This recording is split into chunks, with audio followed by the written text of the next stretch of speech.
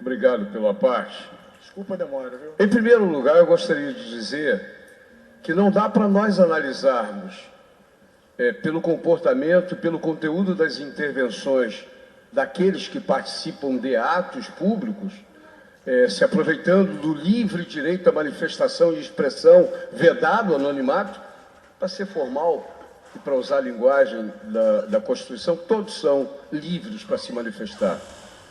Eu não acho, por exemplo, até porque o pai do Bruno não deixaria, um democrata, e que viveu durante uma boa parte da ditadura, eu não acredito, pelo fato de que na praia de Caraí ou na praia de Copacabana ter pessoas chamando pelo golpe militar ou clamando pela tortura em alguns chamados esquerdistas e comunistas no passado, que o Bruno defenda o golpe militar. Sem dúvida. Mas, por isso que eu falei, cuidado, Bruno. nos atos do dia 16, em todos os lugares do Brasil onde eles ocorreram, foram atos confusos e difusos, porque pelas mais diferentes motivações as pessoas se juntaram na rua. Tinha pessoas, inclusive pessoas que guardam simpatia pelo nosso partido, pelo PSOL, que estavam lá para denunciar e lutar contra a corrupção. Sim. Nós, do PSOL, achamos que estão corretas. As pessoas que honestamente foram para a rua no dia 16 e motivadas pela luta contra a corrupção, ponto, estão corretas. Eu só não posso me deixar ser olhado, assistido, convivendo com pessoas que têm no Bolsonaro o referencial e o norte para as ações que devem ser feitas no Brasil.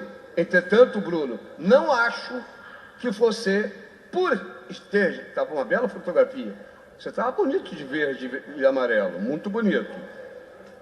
O fato de estar lá não significa obrigatoriamente que as pessoas tenham um único foco, uma única motivação e que tenham, inclusive, em estando na praia de Caraí, na praia de Copacabana, vontade ou vocações golpistas. Não acho. Acho que tem gente sincera em todo lugar.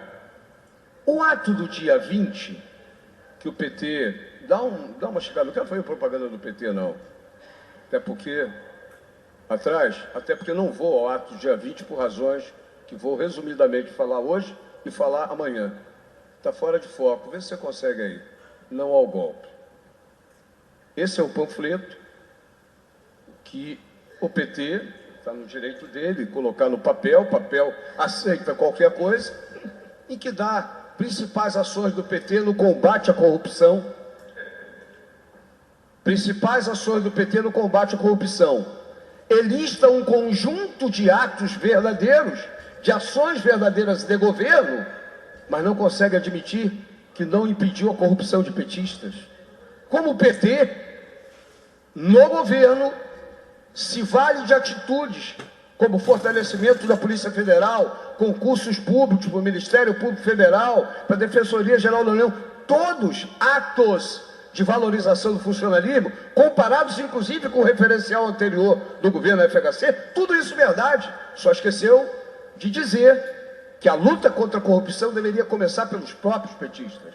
E não adianta ficar tentando encontrar, e aí não é uma discussão moral, como já colocou o Henrique, não adianta desculpar a atual corrupção do PT com o argumento de que a corrupção sempre existiu. Sim. O PT foi fundado não por uma questão moral para combater a corrupção, porque nós achávamos que cada centavo pago do tributo, e em alguns casos com a própria fome e morte de nordestinos e de pessoas pobres no Brasil inteiro, cada centavinho do trabalho da população brasileira deveria ser usado para melhorar a saúde, a educação e a vida das pessoas, não para enriquecer governistas de plantão, sejam eles tucanos ou não, e muito menos petistas. Então não dá para se valer de exemplos concretos, estruturais, para esconder o quanto não conseguiram impedir da corrupção no próprio PT. Mas como nasce, o Bruno, Henrique, como nasce o ato do dia 20? Nasce inicialmente com a ideia de combate ao ajuste fiscal, porque quem está do lado do trabalho, independente da visão que nós tenhamos, mais empresarial e etc., quem está do lado do trabalho não pode ser favorável a um ajuste com as características e elementos que ele destacou. Tem outros destacados pelo Henrique. Sim, mas o problema é que, o comportamento, assim como o PT combateu o governo FHC com Luiz Helena, liderando o PT contra a reforma da Previdência, que nunca constou em nenhum programa do PT, e eu participei de dois programas do PT, da elaboração de 2 programas do PT, na eleição de 89 e 94, nunca existiu. E quando o PT assumiu, a primeira coisa que propôs o PT, além de elevar o Henrique Meirelles, do PSDB, para o Banco Central, propôs a reforma da Previdência. Nunca esteve em nenhum programa do PT. Então, esse zigue-zague ideológico e, em vários casos, vergonhosamente pragmático sob o ponto de vista eleitoral, é que eu, militante, não concordo. E sair do PT, como enfatiza sempre o Henrique, saímos do PT quando o PT galgou o chamado poder central e o poder de distribuir benesses e boquinhas. Nós saímos de lá com a dignidade mantida de quem saiu do PT, mas manteve os princípios que levaram à criação do PT no nosso coração e na nossa ação. Então não dá. Por que nós não vamos no dia 20? Como alguém que fundou o PSOL, como eu, ajudou a fundar o PSOL, e que no início lá atrás ajudou a fundar o PT e a CUT, fiquei 25 anos dentro do PT, até que se tornasse incompatível o peso nas minhas costas das incoerências e das atitudes dos petistas. Como eu posso estar junto num ato do dia 20 com os petistas para combater ajuste fiscal?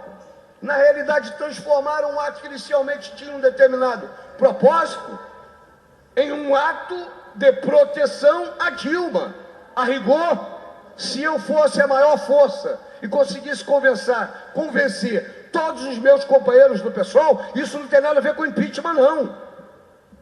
A palavra de ordem do PSOL, se dependesse de mim, era fora Dilma, por vontade própria ou em consequência. Não tem elemento, não quero discutir a legalidade.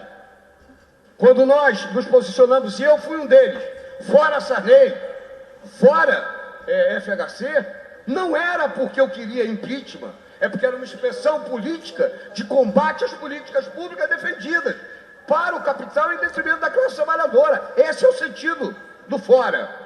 Não quero discutir golpe contra Dilma, não quero que Dilma vá ser torturada, porque sobreviveu na ditadura e agora vai ser execrada. Tenho o maior respeito pelo passado do FHC, quando ia com Lula nas fábricas pedir voto para ser senador e defendia a classe trabalhadora, e depois pediu para esquecer o que ele escreveu em livro. O passado do FHC pode ser até defensável, o passado da Dilma pode ser até defensável, pelo que fizeram, pelo que sofreram, por exilados que foram em determinado momento. O passado não tem problema a gente reconhecer e respeitar. Não dá para dizer que nós somos solidários ao presente. Para concluir. Ao presente. Para concluir. Da presidente Dilma. O pessoal não está convencido que a palavra de ordem para o pessoal seja fora Dilma. Eu não quero. Para mim é. Porque as políticas defendidas são equivalentes àquelas que me levaram no passado a dizer fora FHC, são rigorosamente as mesmas. Não vou entrar em nuances técnicas sobre terceirização, se isso é perda de emprego ou não.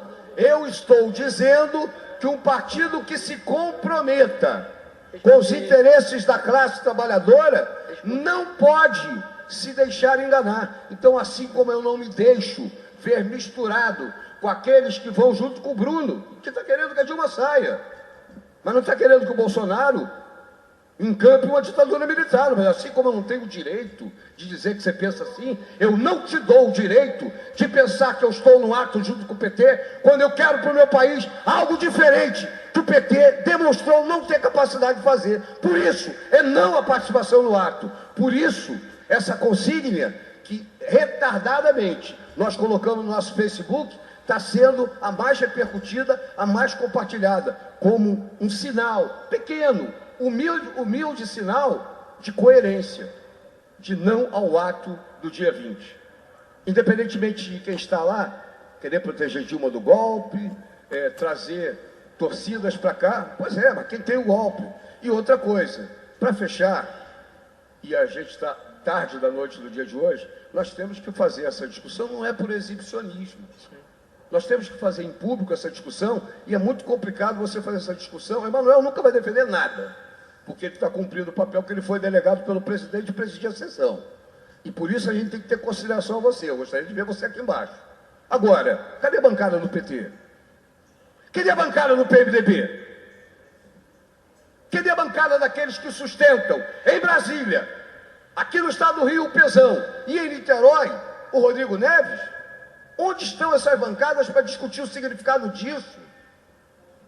Dizer que não tem corrupção? O PT diz, por exemplo, nesse papel contra o golpe, que o que tem de maior é o não ao golpe, mas aqui dentro está escrito que o PT é favorável, ou ao contrário, ao financiamento empresarial da campanha. Waldeck disse isso também. Chico D'Angelo disse isso também. Pega o financiamento das campanhas de alguns petistas que se elegeram, estão lá as empresas do Lava Jato. Ah, não deram diretamente o recurso para a campanha deles. Lembra, Emanuel? Cosima, Companhia Siderúrgica do Maranhão. Companhia Siderúrgica do Maranhão, que apostava na eleição do deputado estadual Waldeck para a LERJ e do deputado federal Chico para falar dos candidatos do prefeito Rodrigo Neves, imaginando que o Waldeck introduziria no currículo e na grade escolar a siderurgia, a metalurgia, porque era a Companhia Siderúrgica do Maranhão. Cosima, que deu recursos para Waldeck, etc. Isso significa que o Waldeck não possa ser um belo deputado, um belo parlamentar? A discussão não é essa, porque não vale dizer que é contra e aceitar. E quando a gente faz essa discussão, não é uma discussão pessoal, você recebeu, você não recebeu, está certo ou está errado. Você se compromete ou não quando você recebe recursos empresariais. Alguém tem coragem de dizer que empresário tem interesse que não seja interesse comercial, empresarial, de não ser perseguido pelos governantes de plantão? Portanto, espero que nós continuemos essa discussão amanhã. Espero que os petistas fiquem aqui, até porque, na minha cabeça, nós não somos obrigados a ficar 8, 9, 10 horas por dia no recinto da Câmara Municipal de Niterói. Mas, no mínimo, ficar de 5 às 8 nas discussões dos temas que dizem respeito à cidade, o estado e o país. Onde estão os vereadores? Tá bom, Bagueira, tem alguém que lhe cubra. Bagueira combina. Emanuel, fica aí que eu vou sair. Aí o Emanuel cobre. Bagueira está doente. Eu sei, mas cada um de nós pode ficar doente. Essa não é a discussão. A discussão é que, falei no outro dia para o Cal, convoca as pessoas para a próxima sessão antes da chamada. Porque antes da chamada todos estão aqui. Se fizer a convocação como Vossa Excelência, seguindo o ritual decorado, vai fazer ao final, não vale nada, porque estará convocando os que não precisam ser convocados. Não precisa convocar para a sessão da manhã Renatinho. Não precisa convocar para a sessão da manhã Henrique, Paulo Eduardo, Daniel ou Bruno. Somos, Vossa Excelência é enquadrado, somos os mesmos que ficamos até o final em todas as sessões e que seremos convidados para vir a sessão da manhã, na qual estaremos, independente de convocação. Obrigado pela parte e obrigado pelo seu claramente manifesto carinho pela bancada daqueles que ficam aqui até o final e que estarão, independente do seu convite, amanhã aqui de novo.